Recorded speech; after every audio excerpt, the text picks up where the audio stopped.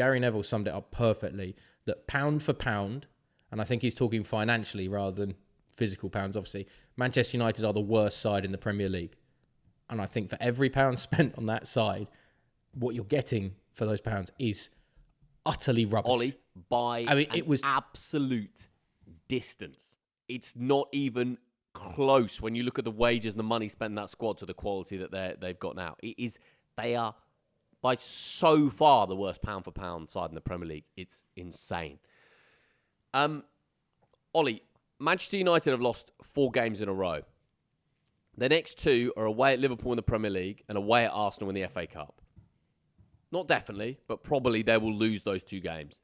Manchester United would then have lost 6 games on the spin. Apparently, according to ChatGPT anyway, and I dug around for this has not happened since the 1930s, okay? 6 games on the spin.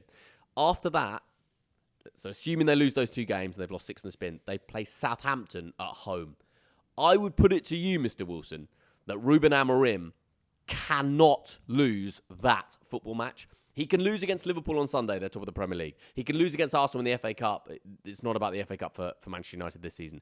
He cannot, after those 2 games, host Southampton, who are the worst Premier League side I've seen in years, and lose that game. He cannot lose that game. And if he does, I think there's a real decision for Ineos to make. And it sounds ridiculous because Amorim's obviously a top coach and this is not his fault. This is not his fault. He inherited this mess. It's a chaotic mess. It's a rotten structure to the club. It's a confused hierarchy.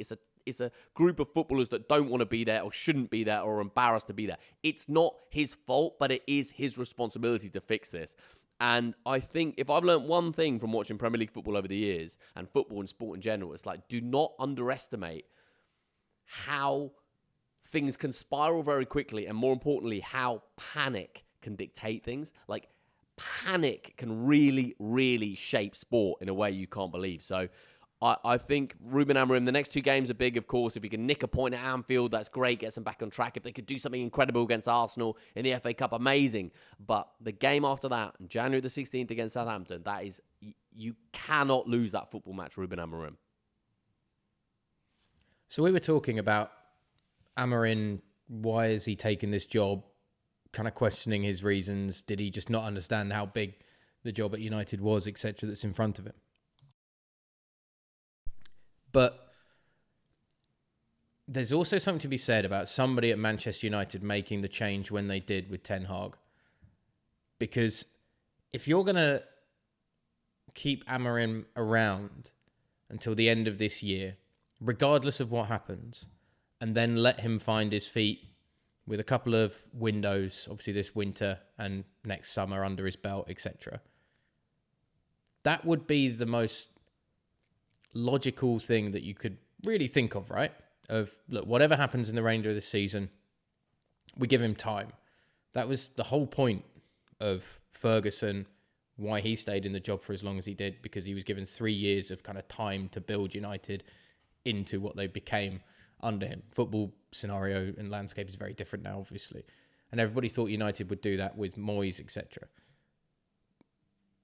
However, and I was thinking about this the other day, why on earth did they bring Amorim and make the managerial change when they did? If you're giving Amorim that sort of time, why don't you just give Ten Hag that time till the end of the season and give Amorim a full summer as soon as this season's done to come in, finish his work with Sporting, come in, assess, gets that window, and you kind of start with a blank slate, right? So they're obviously expecting results, form, and things to change. But if you're expecting things to change by bringing Amorim in, you have to recognise how bad this team is right now as well. So the more I think about it, the more I question why the managerial change was made at this point.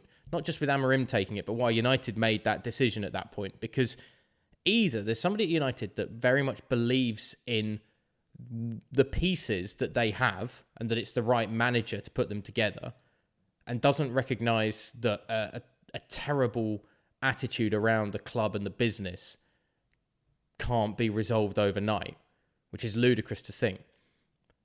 And so I kind of agree with you that if things don't change, not just I don't think it's as dramatic as after that game against Southampton. But I think if you get into that game, if you get into mid-February and United are still sliding, I 100% think that they'll pull the trigger and go, nah, we're not having this. And the only thing really that's saving United a little bit is the fact that I think City, obviously with their struggles, is kind of taking a bit of focus off that.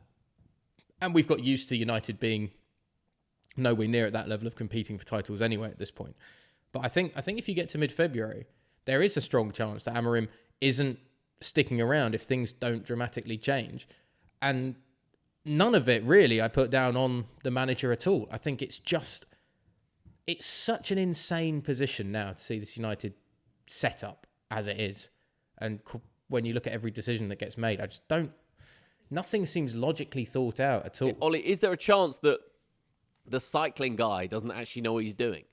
Like, he's got a Sir in front of his name, so everyone's like, oh, he must know everything. And it's like, maybe not. Like, maybe the cycling guy isn't the best guy to fix Manchester United Football Club.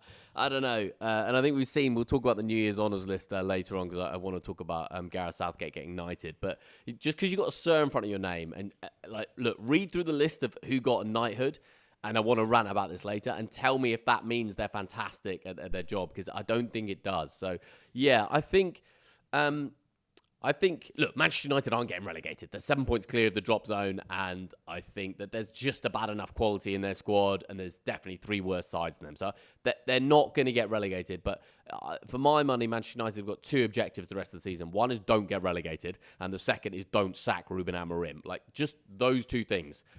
And then get to the summer and figure it out. But I would say that they're 7 points above, and if you go to kind of 4 points above the, 5, 4, 3 points above that relegation zone, Ollie,